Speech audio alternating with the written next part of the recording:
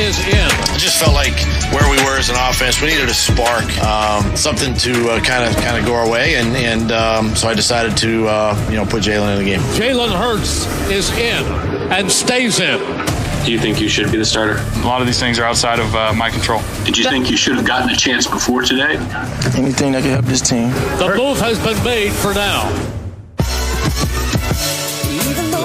Those three words from the legendary voice of the Eagles, Merrill Reese. Hurts is in. The question is, for how long?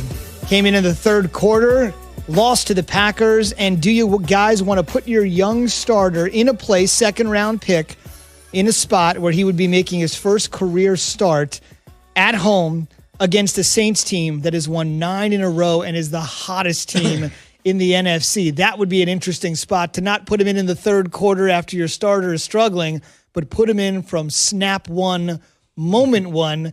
Doug Peterson non-committal on his starter when the Saints come to Philly on Sunday. Why is that always such a big deal when you go to play somebody? It's the opponent that they're playing. Why would you want to play him against the Saints? It doesn't matter. It's still a football team. It doesn't matter if it's the Saints or if it's the worst team. If it's the New York Jets, he's got to play. But here's the argument from the fan perspective. You just heard that on 94 WIP, by the way.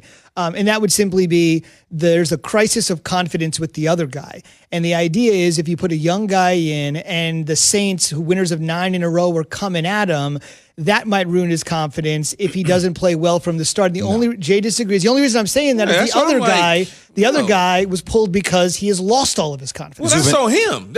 That's his confidence. That's him in his makeup. Jalen Hurts has never, ever, as long as I've been knowing the kid, when he was in high school all through Alabama and at Oklahoma, he's never, ever displayed to me at all a lack of confidence. At all. Even when he lost the starting job to Tua, no confidence was shaken whatsoever.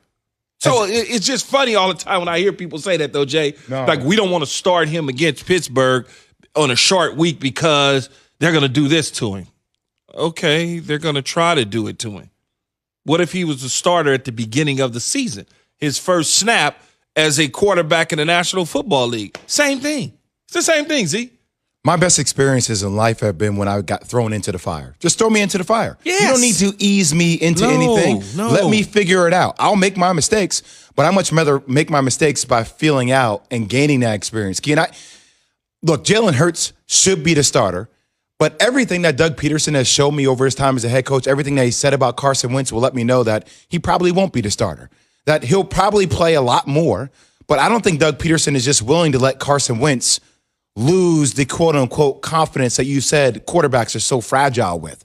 I don't understand that. I don't know why Jalen Hurts isn't the starter, and I know you're going to say follow the money. It's always about following the money, but it has to get to a certain point where Doug Peterson needs to have a conversation with himself in the mirror and say, we have nothing to lose by just starting Jalen Hurts and letting him play a full game.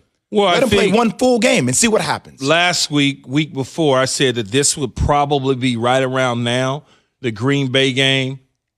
See where Carson Wentz is at, where it goes.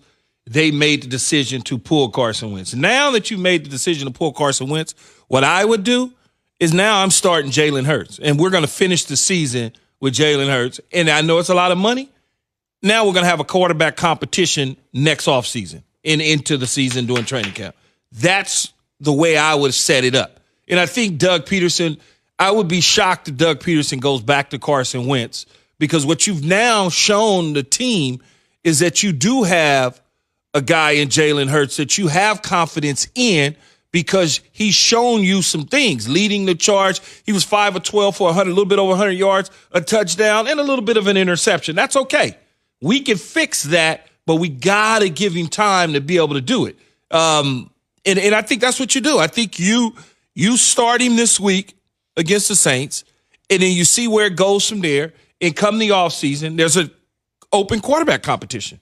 I love this, Zubin, because I just want to see how Carson Wentz responds, right? Like, never lead a life of complacency.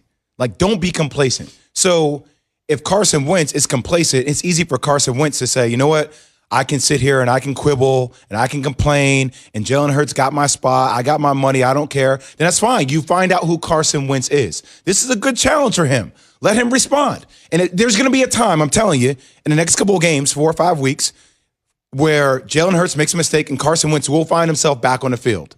If he does, if Doug Peterson actually goes with Jalen Hurts, which I don't think he will. So make the most of it. Let's compete. Yeah, and what you can't do to the rest of the team is you can't play the Carson Wentz game. I'm going to start him, then I'm going to yank him out again. I'm going to start him, I'm going to yank him out again, because the team feels right now, and they feel like we had a better chance to win with Jalen Hurts for 4 quarters. Look what he did in a short period of time, and amount of time that we gave him. He showed up. I mean, he really did. He did some good stuff, running the ball, changing some plays at the line of scrimmage. I mean, he's got some work, but a full week of practice and preparation with the ones and not necessarily rotating snaps, but taking the majority of snaps will certainly get the attention of the rest of the team. It's time for Straight Talk, brought to you by Straight Talk Wireless. Real quick, straight to the point. This question asked pointedly to Carson Wentz. Do you think you should be the starter?